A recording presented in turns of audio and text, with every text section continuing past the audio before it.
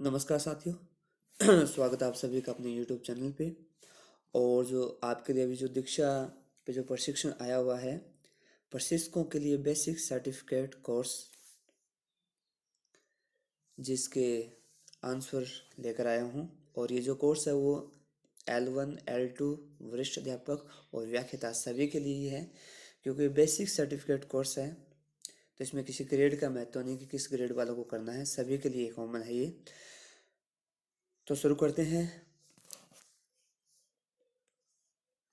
पहला क्वेश्चन है, प्रशिक्ष प्रशिक्षण को प्रभावी बनाने के लिए किस तत्व का होना आवश्यक है? तो प्रशिक्षक के लिए नवाचारों का जो प्रयोग है वो होना आवश्यक है। वांछित परिणाम खालिस्तान से प्राप्त किए जा सकते हैं। किससे प्राप्त किए जा सकते हैं? प्रभावी पर्यवेक्षण से प्राप्त किए जा सकते हैं। स्तर की समाप्ति पर फीडबैक लेने का सही तरीका है तो है खुली चर्चा। शिक्षक प्रशिक्षण क्यों आवश्यक है? शिक्षकों का कौशल बढ़ाने के लिए शिक्षक प्रशिक्षण आवश्यक है। रमेश के अंतर्मुखी व्यवहार के बारे में प्रशिक्षक ने अपने भाई, माता पिता एवं पड़ोसियों से मिलकर कारण पता लगाने हेतु सूक्ष्मता से गहन अध्ययन किया। यह किस विधि के अंतर्गत आता है? तो ये विधि होती है केस स्टडी। आगे, प्रशिक्षण स्वयं प्रभावी नहीं होता। कब नहीं होता? जब प्रशिक्षण में क्या हो? नवाचार नहीं हो।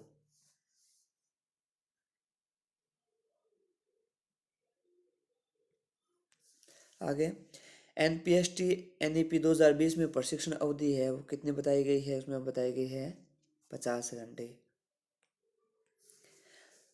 हमने जिस प्रकार से पहले अच्छे प्रशिक्षण के बारे में देखा है, कोई भी प्रशिक्षण दो तरफा हो इसके लिए आवश्यक बातें चिन्हित करें। तो इसके लिए हो जाएगी 2 नंबर हो जाएगा, 3 नंबर हो जाएगा और 5 नंबर हो जाएगा। तो इसका जो राइट आंसर है वो हो जाएगा 2, 3, 5। शिक्षण एवं प्रशिक्षण में अंतर नहीं है। शिक्षण और प्रशिक्षण में अंतर नहीं है। शिक्षण नवाचार पूर्ण एवं प्रशिक्षण नवाचार विहीन होता है, ये अंतर नहीं होता। आगे है, प्रशिक्षण के समापन स्तर से पूर्व प्रशिक्षण के प्रत्येक स्तर का आयोजन सफलतापूर्वक किया गया है। इसके उद्योग बिंदुओं का चरणाबद्ध जमाए। तो इसके बिंदु कौन कौन से सही होंगे? वो क्रम से, वैसे तो सारे बिंदु सही है लेकिन हमें अपने को क्रम से जमाना है तो पहले आ जाएगा 3 नंबर प्रशिक्षण की पूर्व योजना निर्मित करना, फिर आ जाएगा 2 नंबर पूर्व प्रशिक्षण, फिर आ जाएगा 4 नंबर रोचक गतिविधि योजना और अंत में आ जाएगा 5 नंबर प्रश्न परीक्षण। तो जो हमारा राइट आंसर है वो हो जाएगा 3, 2, 4, 1, 5। आगे, दक्ष प्रशिक्षण अपने उद्देश्य में सफल कब माना जा सकता है? कब माना जा सकता है? जब संभावित परीक्षण कक्ष में प्रशिक्षण पूरा होने तक बैठे रहे या सभी संभावित नवाचार का प्रयोग करना शुरू करें। जब सभी संभागियों में व्यवहार परिवर्तन दिखाई दे। जब सभी संभागियों में व्यवहार परिवर्तन दिखाई देगा तो क्या दक्ष प्रशिक्षण वो अपने उद्देश्य में सफल माना जाता है। आगे, निम्न में से कौन दक्ष प्रशिक्षण का गुण नहीं होता? तो कौन सा नहीं होता? अंतर्मुखी है, ये गुण नहीं होता है। आगे, अभिलेखन में सम्मिलित नहीं किया जा सकता। तो अभिलेखन में जो सम्मिलित, मैंने काफ़ी चैनल पे देखे लोगों ने अलग अलग आंसर दे रखे हैं, लेकिन इसका जो राइट आंसर होगा वो स्पष्ट परख है, ये कभी सम्मिलित अभिलेखन में सम्मिलित नहीं किया जा सकता। प्रशिक्षण के अंतर्गत नहीं आता है।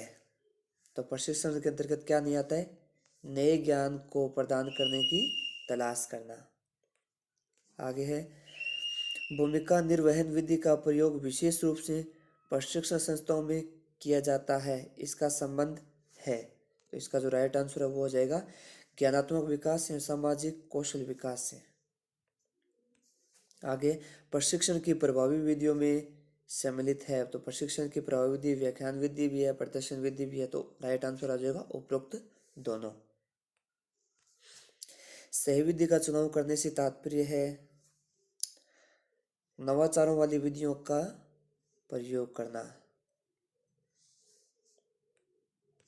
नेक्स्ट है, प्रशिक्षक के रूप में आप विधियों का चयन करना चाहोगे, तो इसमें कौन सी आ जाएगी? उपरोक्त दोनों।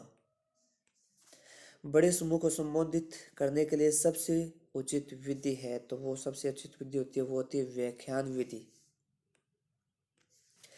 प्रशिक्षण प्रभावशाली होने के कारणों में सम्मिलित है, तो समूह चर्चा व अन्य विधियों का समावेश है, वो प्रशिक्षण प्रभावशाली होने के कारणों में सम्मिलित होता है। ये हमारे 20 क्वेश्चन थे,